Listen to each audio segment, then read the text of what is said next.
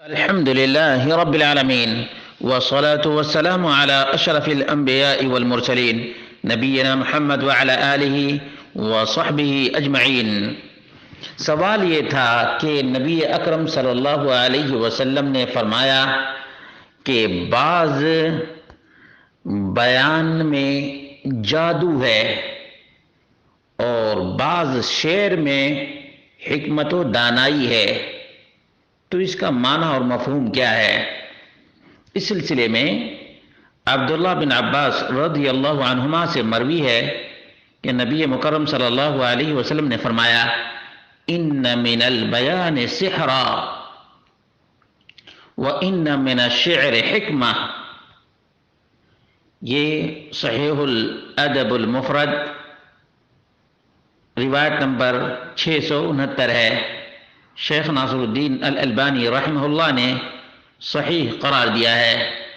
ابو داؤد میں 5011، ترمذی میں 2845، ابن ماجہ میں 3756 ہے کہ کہا جاتا ہے کہ الشعر نوع من الکلام المنمق الموزون الذي يؤثر في النفوس۔ شعر وہ بات ہے جو منظوم طریقے سے پیش کی جاتی ہے اور اس کا اثر دلوں پر بہت ہی جلدی ہو جاتا ہے، اور اس کا حکم یہ ہے کہ جس طرح سے عام بات چیت کرتے ہیں اسی طرح سے شعر بھی اچھا ہو تو اچھا ہے، اچھا نہیں ہو تو شعر بھی اچھا نہیں۔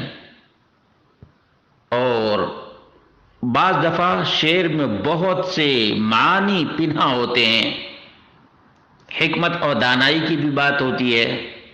اسی وجہ سے نبی اکرم صلی اللہ علیہ وسلم نے فرمایا ان من البیان اے من بعض انواع الکلام المنطوق نطقا بیانیا، کہ بعض بیان میں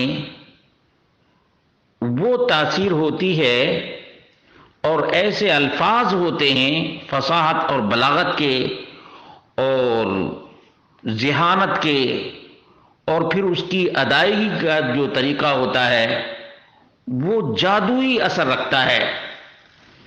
اور کیوں ایسا ہے؟ وَذَلِكَ لِحِدَّةِ عَمَلِهِ فِي سَامِعِهِ، کہ سامعین کے اوپر فوری اس کا اثر ہوتا ہے، وَسُرْعَةِ قَبُولِ الْقَلْبِ لَهُ، اور دل پر اس کا بہت ہی گہرا اثر رہ جاتا ہے۔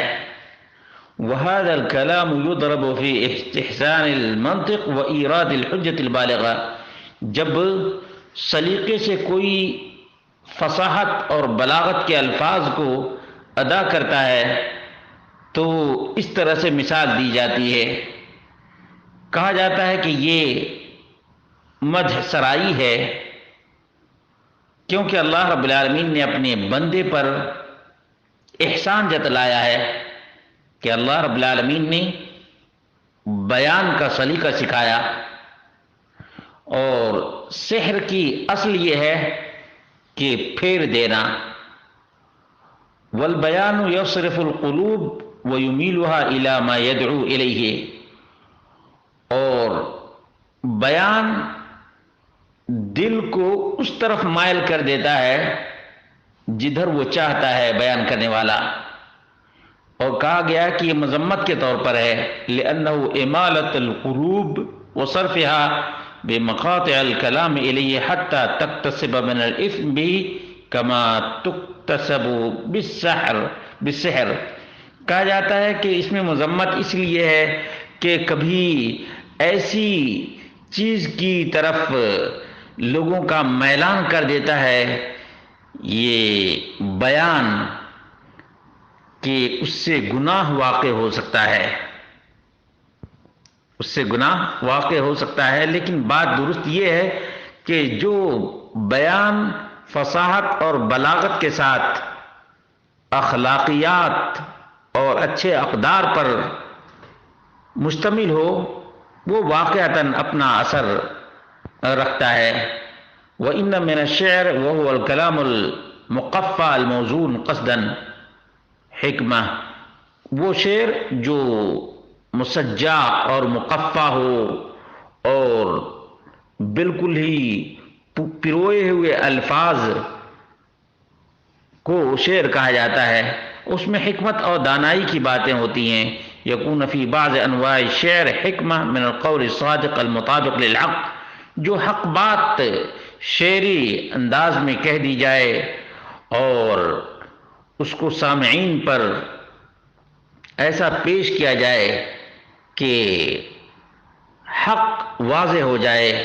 وهو ما فيه المواعظ والامثال والكلام النافع الذي يمنع من الجهل والسفه وينهى عنهما، کہ بعض اشعار ایسے حکمت اور دانائی پر مشتمل ہوتے ہیں کہ آدمی سن کر کے برائی سے رک جاتا ہے، جہالت سے باز آ جاتا ہے، حماقت کو چھوڑ دیتا ہے، عقل مندی سے کام لیتا ہے، ہوش مندی سے اور دانش مندی سے کام لیتا ہے۔ تو ایسے اشعار کی اور ایسے بیان کی تعریف کی جانی چاہیے جو اثر ہی کے ساتھ ساتھ حکمت اور دانائی پر مشتمل ہو اور لوگوں پر اس کے فوری اثرات بھی مرتب ہوتے ہوں۔